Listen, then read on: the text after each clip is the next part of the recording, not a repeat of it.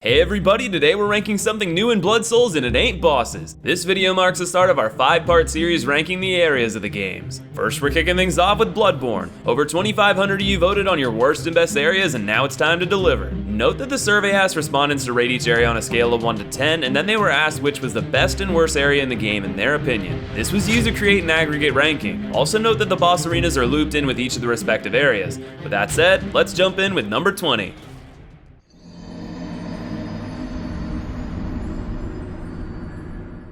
You know what I don't want to do when I sit down and play a game? Get stuck in school. Even worse, these are some seriously nasty ass peers. But really, the reason I have to imagine the lecture building comes in last is that it's short, dull, and has unimaginative enemies. There are a few things to note, such as patches the spiders and notes that add a bit more context to the story, but this mostly serves as a patchwork transition to the nightmare areas. Even more upsetting is that this dreamlike college should have been part of BRYGENWERTH. You know, one of the more lore relevant areas in the game with the scholars that would discover the old blood and go on to establish the healing church. Instead, it was split off into a shell of what most of us expected. That disappointment mixed in with the overall laziness and lack of enjoyable enemies makes this a good choice for the bottom of our list.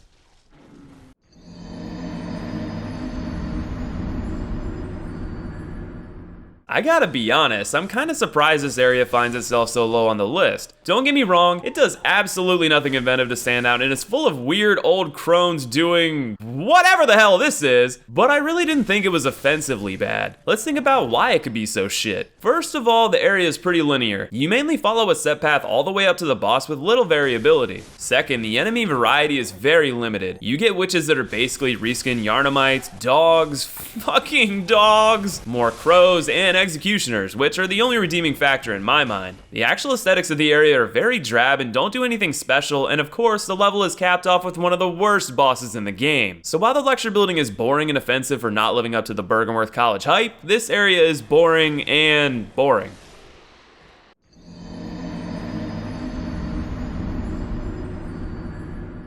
Speaking of areas with not much to them, we've got JOSEFKA'S clinic. The first part of this area is actually where you launch the game. You wake up from your lovely transfusion-fueled acid trip and promptly fist a werewolf. Yeah, that's Bloodborne's technical intro boss, by the way. Once you progress in the game, though, you can actually get in JOSEFKA'S back door and explore the wonders inside. There isn't much to it, though, but at least the place holds the Cainhurst summons. You can also face off against JOSEFKA here, provided you make the trip before killing Rom, because otherwise, well, she's a bit off her rocker. In the end, though, there isn't much more to this area than a couple of lore points and some useful items, but I guess that's enough to elevate it over the lecture boring and HEMWICK's bane.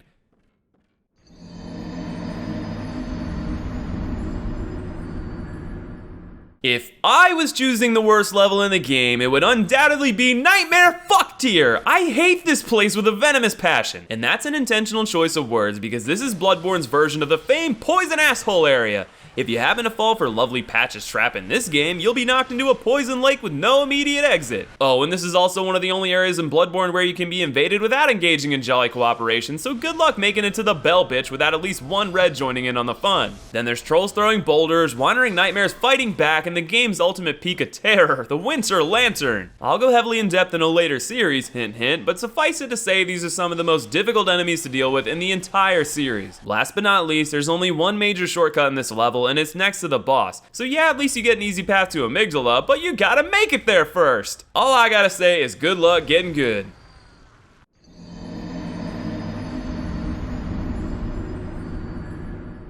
From one nightmare to another, and it appears you've all picked your poison. That's another deliberate use of words because there's another environmental hazard in this level. Rather than a poison lake, you've got a mysterious tower that will nail you with needles causing frenzy, Bloodborne's form of bleed. Not only do the needles hurt, but once your frenzy meter is full, you lose nearly all of your HP instantly. Oh, and like all nightmare areas, you can be invaded, and your foes are unaffected by the frenzy. Be prepared to have invaders troll the shit out of you with that advantage. Then of course we've got more rock trolls, spiders, whatever the fucks, and end with this scholar holding Ludwig's Holy Blade, this game's version of the Dark Sword, or noob weapon. Shots fired! Shots fired! That's just the first half of the level too. You still got Oompa Loompas coated in metallic paint and these opie looking fat ladies. Once you finally scale the tower, you're met with dogs with crow's heads and crows with dog heads. Are you kidding me? You took some of the most irritating enemies in the game and gave them the Priscilla treatment. Hey! Whenever I see something this twisted, I know the developers are somewhere laughing their asses off. All in all though, I personally think the nightmare areas are the hardest in the game, and if their oppressive difficulty is enough to turn you off, I can totally understand why you would put this nightmare in the bottom quarter.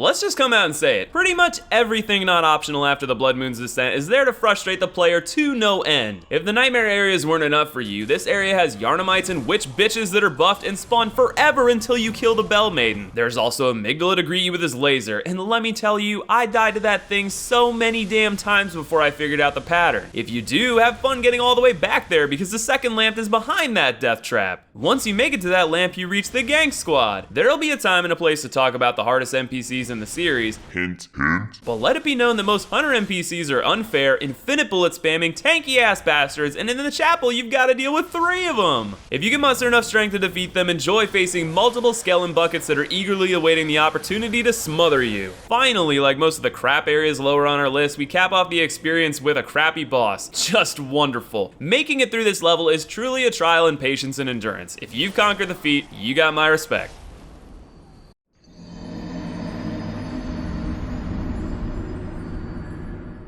Now this is pretty funny. For those of you who haven't played Bloodborne, the HYPOGEAN jail is actually the Unseen Village. The catch is that it can be accessed earlier in the game under the guise of a different name. When you come here, the area is largely blocked off and includes easier enemies. Well, I don't know if I should say that. The snatchers that drag you there are quite a terror in their beast mode, unless you're an aficionado of some finely aged cheddar. It's honestly hard to say much about this area since other than the differing enemies, it's essentially a watered down YAHAR'GUL, which is exactly why it's so damn hilarious that players ranked it higher. I imagine that has to do with the lesser difficulty and wonder of being taken there against your will for the first time. Quite the surprise, but other than that, I would say the area is painfully average.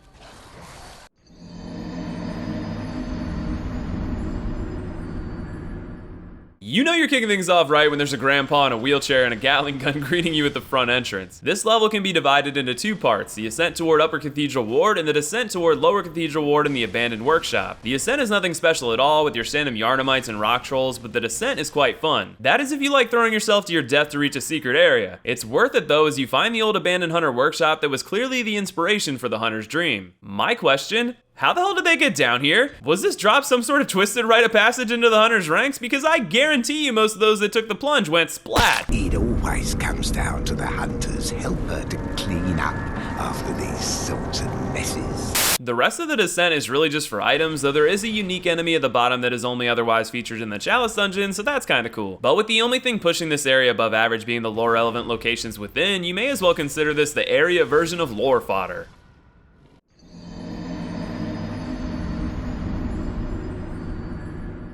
I can summarize this area pretty damn easily. It's long and hard. That's what she said. Seriously, that's what she said aside, this area is one of the longest in the game, if not the longest. And while there are 2 shortcuts, they are pretty far apart. That and I doubt every player found them. The first part of this level is standard fare, more Yarnamites, but as you progress, things start to get a little more serpent heavy. You know, that's putting it lightly. Once you reach the windmill area, this quickly goes from beast mode to snake mode. Balls of snakes everywhere. We've got snakes, you've got snakes, snakes, fucking snakes! To be fair, this area isn't bad by any stretch of the mind. It's really well designed and is a nice transition from Bloodborne's beast beginnings to Lovecraftian truths. But damn, if you were afraid of snakes, then welcome to Bloodborne Prepare to Cry edition.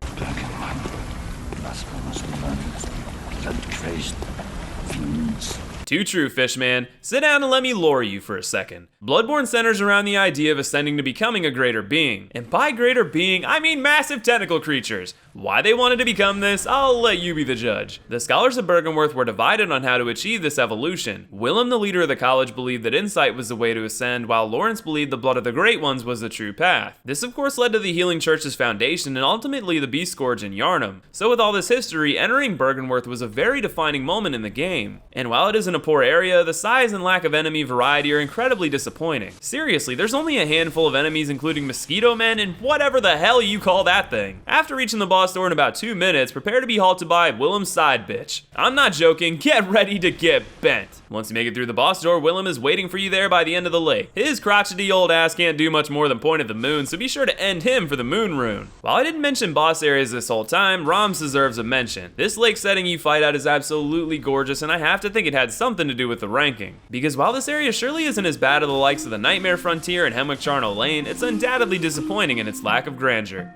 Well everyone, I hope you enjoyed ranking the first half of Bloodborne's areas with me. I always have a blast getting your perspective on games, and this ranking wasn't without its surprises for me. If you haven't already, be sure to subscribe to the channel for part 2, more Blood Souls content, and some more juicy gaming fun on the horizon. Also check out my Twitch channel where we play Souls games and more live. Lastly, follow my Twitter page for all the latest video and stream updates. And as always, thank you all for watching, and I'll see you in the next video.